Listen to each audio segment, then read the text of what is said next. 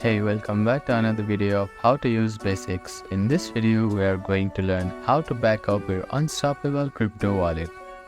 First, launch the Unstoppable Crypto Wallet application on your device. Now, tap on the menu icon, which is at the top left corner of the screen.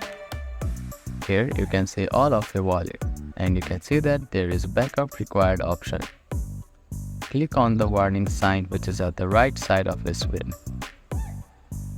And you can see manual backup option. You can also back up to your iCloud.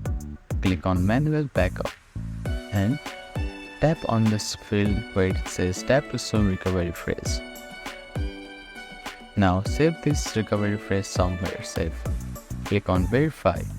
I've screenshotted it so I can easily verify it. Now select the phrase from the respective order. Here I need to type in the 10th and 12th phrase. After it is verified, your wallet will be backed up. So that is how you can back up your Unstoppable Crypto Wallet. Thank you for watching this video. Please do not forget to like, share and subscribe to our channel and comment down if you have any queries.